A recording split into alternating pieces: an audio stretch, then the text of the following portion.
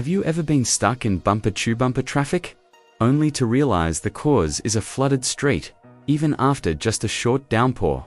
Or maybe you've seen news reports of entire communities submerged, families losing their homes and livelihoods to devastating floods. It's a heartbreaking and frustrating reality for many in the Philippines. We often blame the weather, clogged drainage, or poor urban planning. But what if there's a deeper, more systemic problem? What if the very projects meant to protect us from floods are being undermined from within?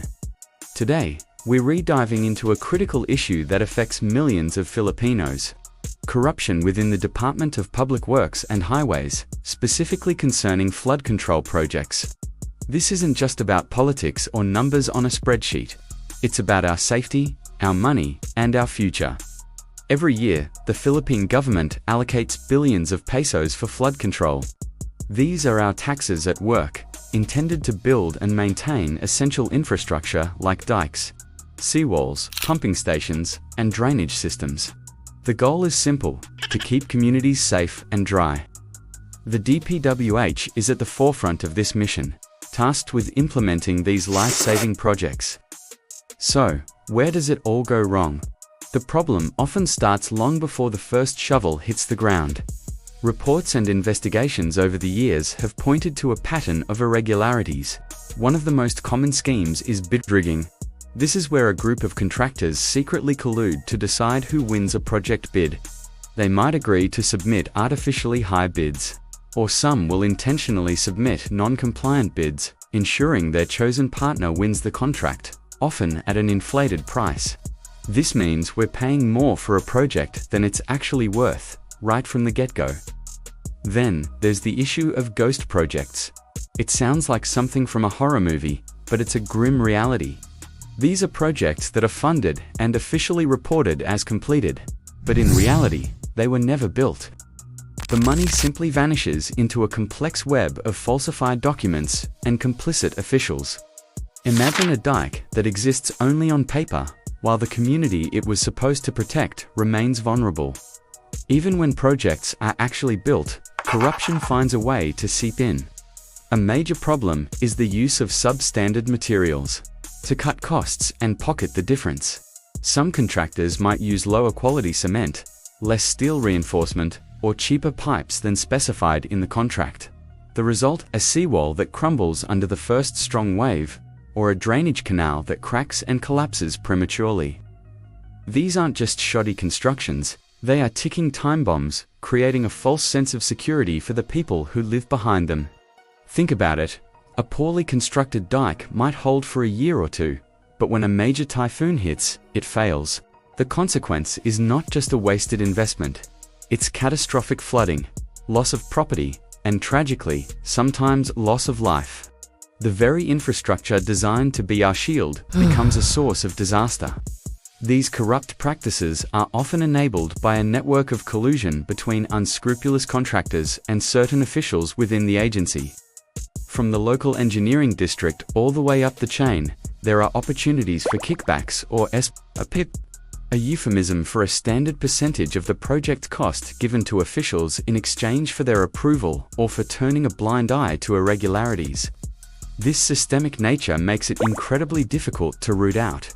A few years ago, the Commission on Audit, or COA, consistently flags the DPWH for billions of pesos in questionable projects. Their annual reports often highlight delayed projects, unutilized funds, and projects with defects. For example, COA might find a flood control project that's been delayed for years, with costs ballooning far beyond the original budget. Or they might flag a completed drainage system that doesn't actually connect to a proper outlet, rendering it completely useless.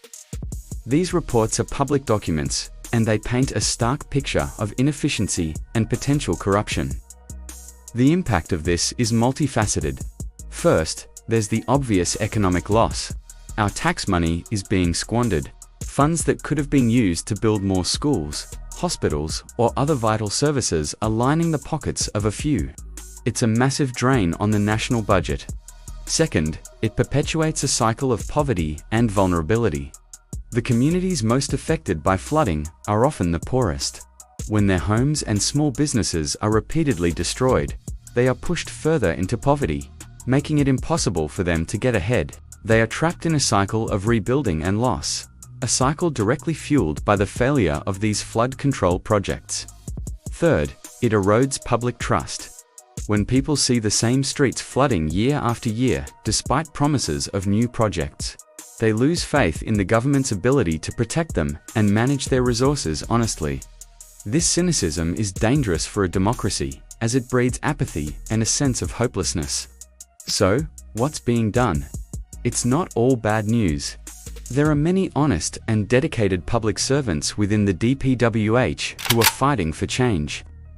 Various administrations have launched anti-corruption drives. The government has also been pushing for more transparency through measures like the Build portal, which aimed to provide the public with real-time information on the status of infrastructure projects. Citizen-led initiatives are also playing a crucial role. Watchdog groups and even ordinary citizens using social media are becoming more vigilant. Reporting delayed or substandard projects in their areas. This public pressure is vital. When we take photos of a cracked dike or a flooded road with a newly completed project sign and share it online, we are holding power to account. However, the fight is far from over. True, lasting reform requires a multi-pronged approach. We need stronger and more consistent enforcement of anti-corruption laws.